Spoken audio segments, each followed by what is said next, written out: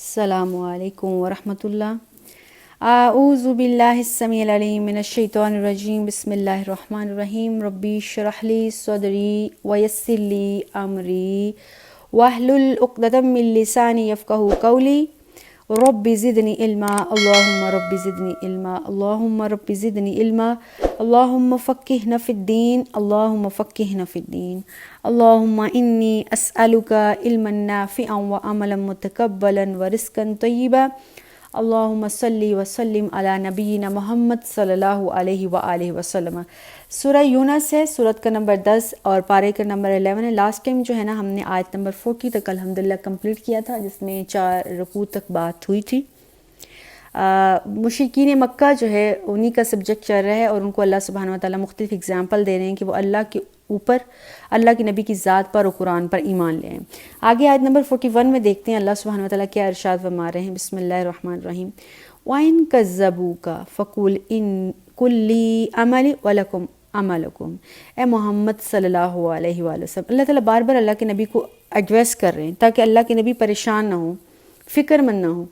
اے نبی، اگر یہ آپ کو جھٹلاتے ہیں، آپ کی بات کو نہیں مانتے ہیں، آپ ان سے کہہ دیجئے لی عملی، میں جو عمل کروں گا اس کا درجہ، اس کا ثواب مجھے ملے گا، وَلَكُمْ عَمَلُكُمْ، اور تم جو عمل کرو گے اس کا درجہ، ثواب، سزا، جو بھی جیسا بھی عمل ہے اس کے ذمہ دار تم ہوگے۔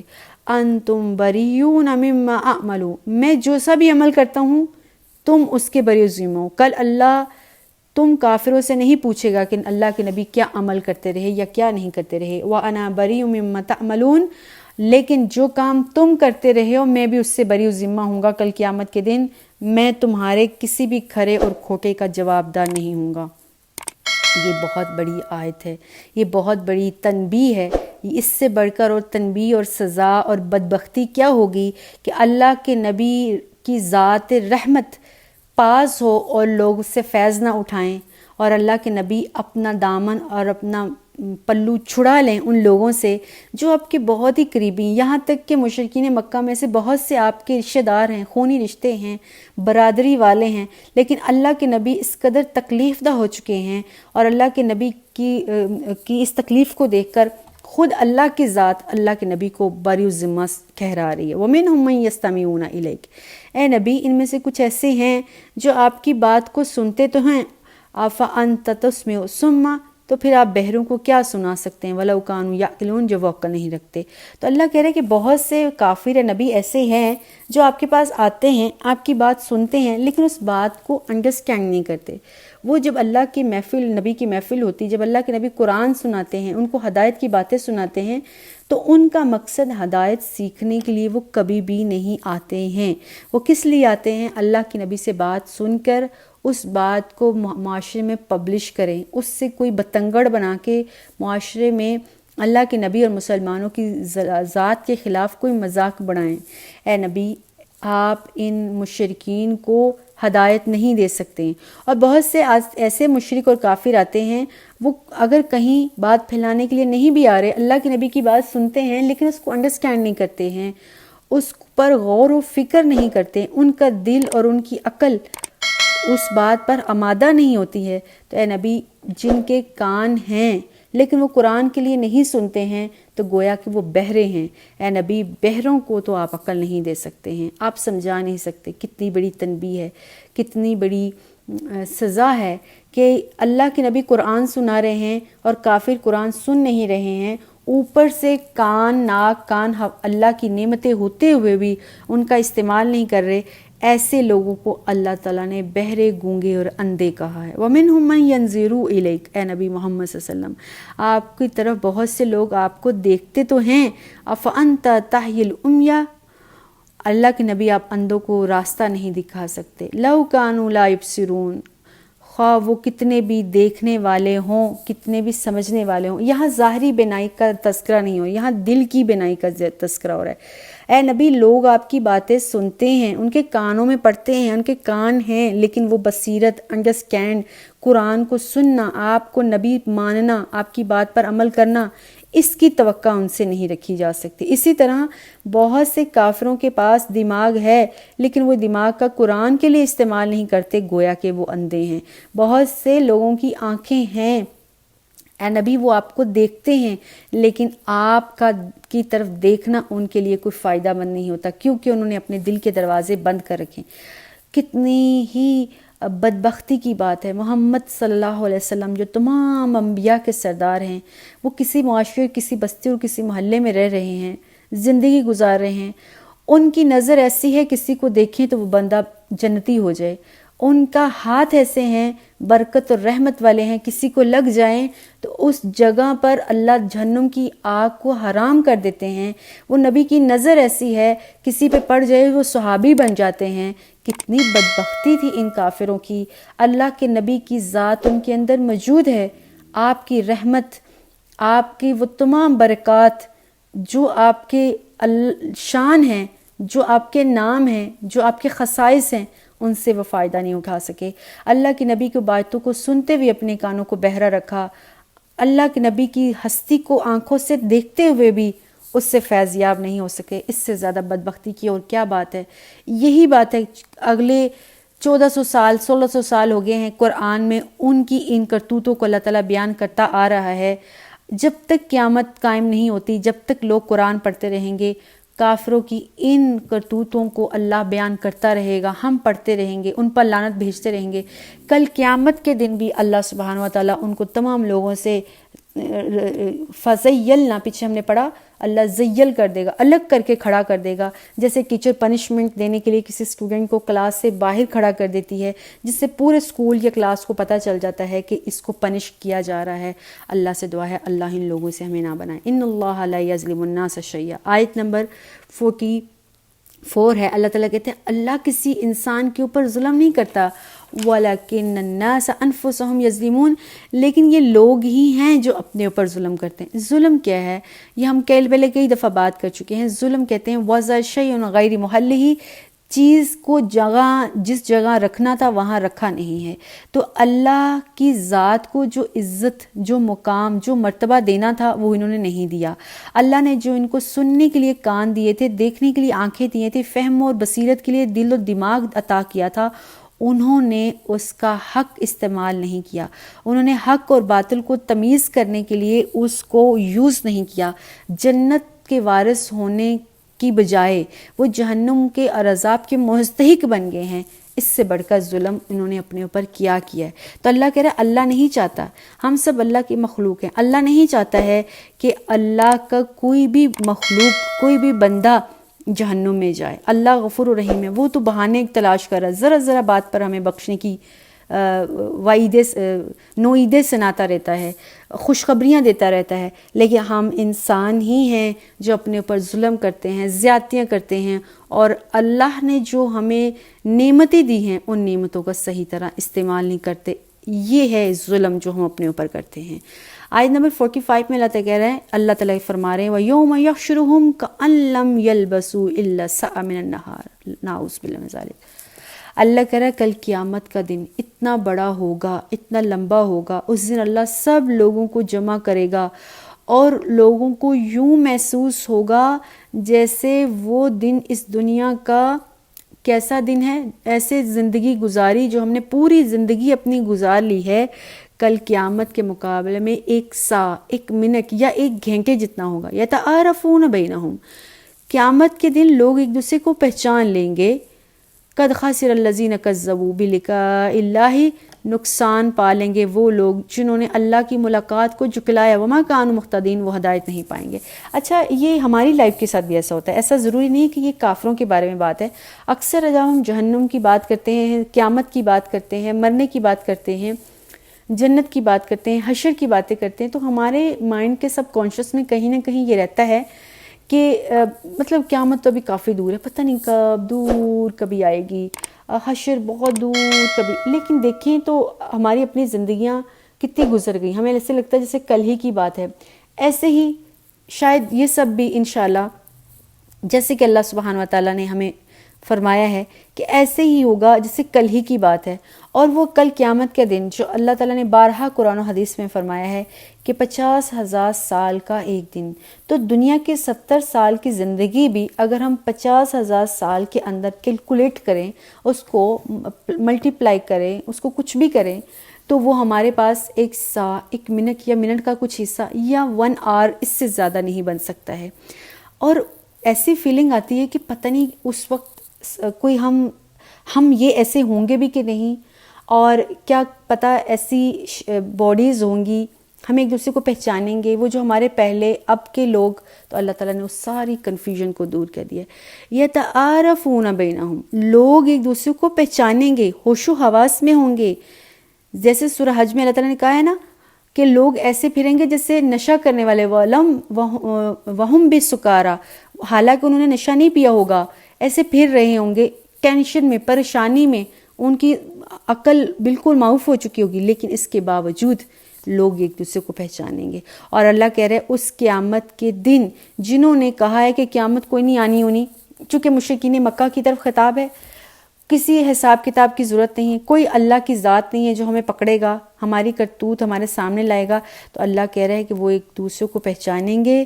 وہ لوگ جنہوں نے ہماری ملاقات سے انکار کر دیا تھا، وہ اس دن بہت زیادہ خسارے میں ہوں گے، نقصان میں ہوں گے۔ اللہم لا اجعلنا منہم، اللہم حسبنا حسابا یسیرا وَإِمَّا نُرِيَنَّكَ بَعْضَ الَّذِي نَعِدُهُمْ۔ آگے اللہ کہہ رہا ہے، اللہ اپنے بندوں کو ہمیں کہہ رہا ہے، جس عذاب کا ہم نے وعدہ کیا ہوا ہے اس کا کچھ حصہ اگر ہم آپ کو اس دنیا میں جیتے رہتے ہوئے دکھلا دیں، او نتوفینک، یہ جب ہم آپ کو اس دنیا میں اٹھا لیں گے اس وقت ہم آپ کو دکھا دیں، فَإِلَيْنَا مَرْجِعُهُمْ، پھر ان سارے لوگوں کو ہمارے پاس لوٹ کر آنا ہے، ثُمَّ اللَّهُ شَهِيدٌ، پھر اللہ تعالیٰ گواہ ہے، عَلَى مَا يَفْعَلُونَ، جو وہ کر رہے ہیں۔ اللہ تعالیٰ نے یہاں ایک بہت بڑا سبق سکھانے کے لیے ایک بات کی ہے، یہ عذاب کی پیشن گوئی ہے۔ اللہ تعالیٰ مشرکین اور کافروں کو کہہ رہے ہیں جو اسلام کو، مسلمانوں کو بہت زیادہ دکھ دے رہے ہیں، اللہ کے نبی کی، صحابہ کی توہین کر رہے ہیں، اللہ اور نبی کے صحابہ کو تکلیفیں دے رہے ہیں۔ اللہ کہہ رہا ہے کہ جتنی تکلیفیں اسلام کو کافر دے رہے ہیں، جتنا نقصان پہنچا رہے ہیں، اے اللہ کے نبی، جب آپ ابھی ان کے اندر موجود ہیں، آپ کے جیتے جی یا آپ کے اس اٹھائے جانے سے کچھ لمحہ پہلے ہی اللہ ان کے اوپر اگر عذاب کا تھوڑا سا حصہ بھی بھیج دینا تو ان کو پتہ چل جائے گا کہ ہمارے ساتھ ہو کیا رہا ہے، اور ایسا ہوا۔ دراصل یہ جو آیت ہے یہ پیشن گوئی ہے اس بات کی کہ آگے جا کے مسلمانوں کی زندگی مکہ کے اندر رہتے ہوئے یہ کافروں کے ظلم و ستم میں گزرنی نہیں ہے، بلکہ اللہ کے نبی کو، صحابوں کو آہستہ آہستہ اللہ تعالیٰ منزل کی طرف، فتح کی طرف لے کے جائیں گے۔ اور یہ کافر جو ہے وہ بڑے بادشاہ اور بڑی چیز بن کے بیٹھے ہوئے ہیں، ایک دفعہ یہ رذیل ہوں گے، یہ مسلمانوں کے انڈر ہوں گے، مسلمانوں کے زیر سلطنت ہوں گے، اور ایسا آگے ہوا۔ مسلمانوں کو اللہ تعالیٰ نے عزت کے ساتھ مدینہ کی طرف ہجرت کا حکم دے دیا۔ سلولی اسلام بستدور بڑھتا گیا، ترقی کی منزلیں طے کرتا رہ گیا، یہاں تک کہ غزوہ بدر سے لے کر غزوہ تبوک میں مسلمانوں کے ساتھ جو فتح ہوئی ہیں، مسلمان جس طرح سے معاشرتی طور پر مستحکم ہوئے ہیں، مسلمان جیسے جیسے آگے گئے ہیں، اسی لحاظ سے کافر جو ہیں میدان جنگوں میں بھی اور عام زندگی میں بھی شکست اور ذلت سے دوچار ہوئی ہیں۔ رہی کہیں قسم جو ہے نا کسر، وہ اللہ کے نبی کی اس دنیا سے رخصت ہو جانے کے بعد اٹھ گئی۔ اللہ کے نبی جب تک تھے اللہ نے ان کے اوپر کوئی عذاب نہیں بھیجا، اور یہاں تک کہ جب ان کے اوپر کوئی عذاب آتا تھا ان کو سمجھ میں آ جاتی تھی کہ یہ اللہ کی طرف سے ہے، وہ فوراً اللہ کے نبی کے پاس بھاگے آتے تھے، آپ کو اپنے خون کا، رشتہ داری کا واسطہ دیتے تھے۔ اللہ کے نبی رحیم تھے، رحم دل، اللہ کے نبی ان کے لیے دعائیں کرتے اور ان کی وہ ساری مشکلات ٹل جاتی۔ پھر رسول اللہ صلی اللہ علیہ وسلم کے اس دنیا سے رخصت ہو جانے کے بعد دور عثمانی تک ایسا وقت آیا تھا جب اسلام پوری دنیا پر غالب آ گیا اور کفر پوری طرف سے مغلوب ہو گیا تھا۔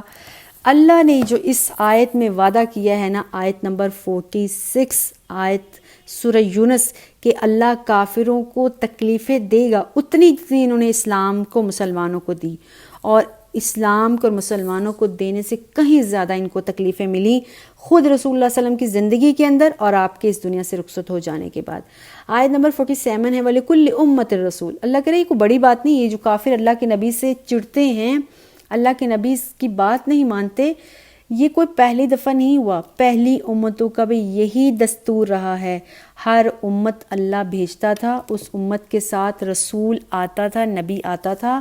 فَإِذَا جَاءَ رَسُولُهُمْ قُضِيَ بَيْنَهُمْ بِالْقِسْطِ، جب اللہ کے رسول ان کے پاس آ جاتے تھے بس اب ان کے اندر فیصلہ ہو چکا ہوتا تھا۔ یعنی اللہ اپنے نبی کو بھیج دیتے تھے، اللہ کے نبی ان کے اوپر اللہ کے احکامات کو پہنچاتے، جو لوگ مان لیتے ان کا بیڑا تو پار ہو جاتا، اور جو نہ مانتے اللہ تعالیٰ ان پر عذاب نازل کرتا۔ وَهُمْ لَا يُظْلَمُونَ، لیکن اللہ کسی پر ظلم نہیں کرتا تھا، لوگ خود ہی اپنے اوپر ظلم کرتے رہتے تھے اور اس طرح سے ان کے اوپر عذاب آتے تھے۔ اللہ یہی مثال کفار مکہ کے بارے میں دے رہا ہے کہ کفار مکہ کا بھی وہی حال ہے جو پہلی قوموں کا تھا۔ پہلی قوموں پر بھی رسول آتے تھے، ہدایت آتی تھی، وہ نہیں مانتے تھے، ان کے اوپر عذاب آتا تھا دنیا میں رہتے ہوئے بھی اور مرنے کے بعد جہنم کا بھی۔ مشرکین مکہ نے کے اوپر اللہ کے نبی کی ہستی صلی اللہ علیہ وسلم آئی، انہوں نے اللہ کے نبی کی بات نہیں مانی، اس دنیا میں بھی یہ ذلیل ہوئے اور آخرت میں جہنم کی آگ ان کے لیے ہوگی۔ آیت نمبر 48 ہے وَيَقُولُونَ مَتَىٰ هَٰذَا الْوَعْدُ إِن كُنتُمْ صَادِقِينَ، جب بھی اللہ کے نبی نے یہ بات کی نا کہ تمہاری اس نافرمانیوں کی وجہ سے، تمہاری ان غلط حرکتوں کی وجہ سے اللہ سبحانہ و تعالیٰ تمہیں جہنم کا عذاب دیں گے، کل قیامت کے دن تمہارے ساتھ ایسا ہوگا ایسا ہوگا، تو کافر اس سے سبق حاصل کرنے کی بجائے، اللہ سے توبہ کرنے کی بجائے، معافی مانگنے کی بجائے آگے سے اللہ کے نبی کو کہتے تھے لے آؤ وہ عذاب، روز جس کی تم دھمکی ہمیں دیتے رہتے ہو نبی محمد صلی اللہ علیہ وسلم، اگر تم سچے ہو تو وہ عذاب لے آؤ۔ قُلْ لا املک لنفسی ضرا ولا نفعا الا ما شاء اللہ، اے نبی محمد صلی اللہ علیہ وسلم، آیت نمبر 49 ہے، ان سے کہہ دیجئے میں تو اپنے نفع اور نقصان کا کوئی بھی اختیار نہیں رکھتا، الا ما شاء اللہ، جو اللہ کی مشیت ہو۔ میں محمد نبی صلی اللہ علیہ وسلم تمام انبیاء کا سردار ہوں، اس کے باوجود میں یہ دعویٰ نہیں کر سکتا ہوں میں کوئی نفع پہنچانے کا یا کسی کو نقصان پہنچانے کا ذمہ دار ہوں، لیکن اگر اللہ چاہے میری ذات سے کسی کو فائدہ پہنچے تو پہنچے گا، اگر اللہ چاہے گا میری ذات سے کسی کو نقصان پہنچنا تو پہنچے گا۔ تو اس کی مثال یہ ہے کہ اللہ کے نبی چاہتے تھے تمام کافر مسلمان ہو جائیں، آپ کے رشتہ دار تھے، آپ نہیں چاہتے تھے کہ وہ جہنم میں سڑیں، لیکن ان کے حق میں اللہ کی طرف سے ثابت ہو چکا تھا کہ وہ جہنم کی آگ میں سڑیں گے، تو اللہ کے نبی باوجود کوشش کے ان کو ہدایت پر نہیں لا سکے۔ لِكُلِّ أُمَّةٍ أَجَلٌ، اللہ کہہ رہا ہر امت کا ایک مدت ہے، وقت مقرر ہے۔ اذا جاء اجلهم لا يستأخرون الساعة، یہ جو کافر پیچھے آیت نمبر 48 میں کہہ رہے تھے نا اللہ کے نبی کو، اے نبی قیامت لے آؤ اس قیامت جس کا روز روز تم ہم سے بات کرتے ہو، وہ تمسخر کرتے تھے، مذاق کر رہے تھے۔ اللہ نے وہاں سیدھا صاف جواب دیا، اے محمد صلی اللہ علیہ وسلم ان سے کہہ دیجئے جب قیامت آ گئی نا، وہ ایک لمحہ کے لیے نہ تو ڈیلے ہوگی اور نہ ایک لمحہ پہلے آئے گی، لیکن اب جو تمہیں کرنا ہے تم اس کو کر گزرو۔ اور تمہیں کیا کرنا ہے؟ قُلْ أَرَأَيْتُمْ إِنْ آتَاكُمْ عَذَابُهُ بَيَاتًا أَوْ نَهَارًا، اے نبی ان سے کہہ دیجئے اگر اللہ کا عذاب کبھی دن کو آ جائے یا رات کو آ جائے، مَاذَا يَسْتَعْجِلُ مِنْهُ مُجْرِمُونَ، مجرم اس کو کبھی بھی ٹال نہیں سکتے ہیں۔ ثُمَّ إِذَا مَا وَقَعَ آمَنْتُمْ بِهِ الْآنَ وَقَدْ كُنْتُمْ بِهِ تَسْتَعْجِلُونَ، اللہ کے نبی کہہ رہے ہیں نبی محمد صلی اللہ علیہ وسلم ان سے کہہ دیجئے کیا جب وہ عذاب واقعہ ہو جائے گا تم اس وقت عذاب لے کر آؤ گے جب تمہیں پتہ چل جائے گا کہ اب قیامت آ گئی ہے؟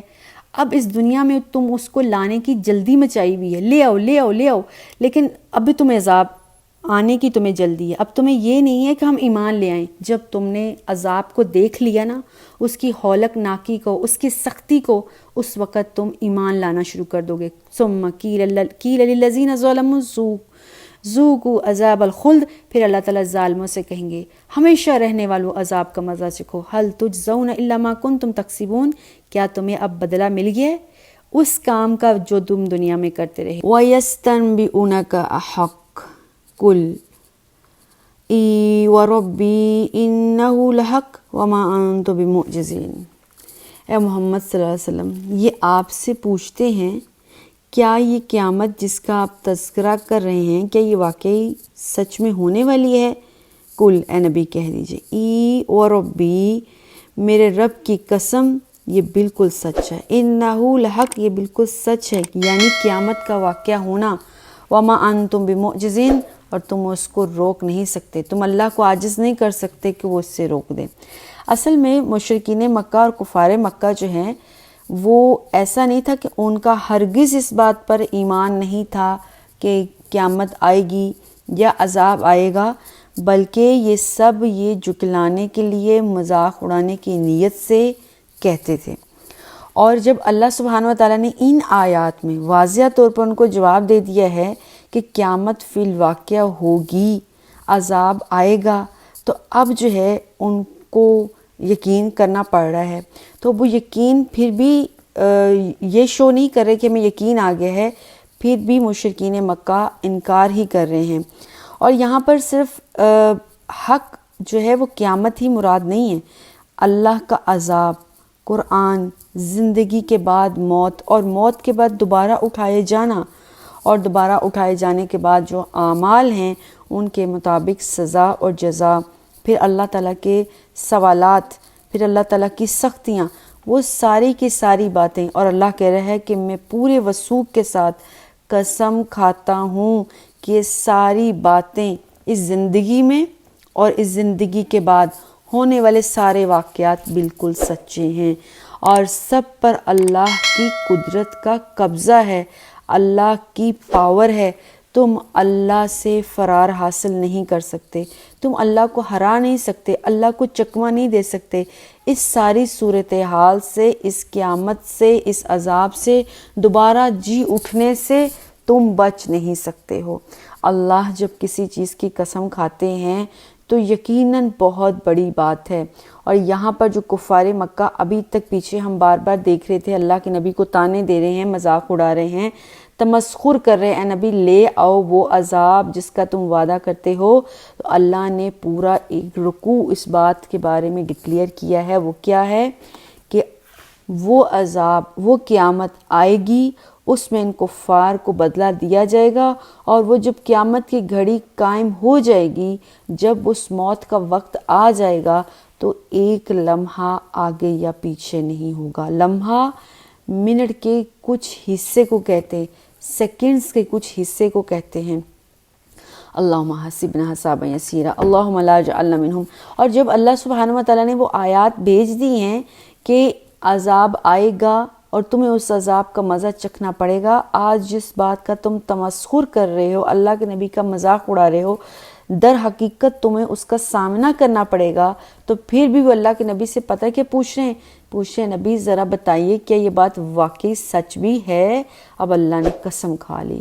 قل اے نبی ان سے کہیے ای وربی، میرا رب جو بھی باتیں کہہ رہا ہے نا یہ سچی ہیں، اور میرا رب اس کے بارے میں قسم کھا کے کہتا ہے انہ لحق، اس قیامت کا قائم ہونا اور تم مشرکین اور کافروں کو عذاب کا ملنا سچی بات ہے۔ وما انتم بمعجزین، اس دن تم اللہ سے فرار حاصل نہیں کر سکتے، اس ساری صورتحال، ساری سچویشن سے بچ نہیں سکتے۔ اللہ سے دعا ہے اللہ ہمیں دین پر ثابت قدم رکھے، قرآن اور ایمان کو سمجھنے کی توفیق دے، اللہ اس کے رسول کے فرمان پر عمل پیرا ہونے کی توفیق دے۔ والسلام علیکم ورحمۃ اللہ وبرکاتہ۔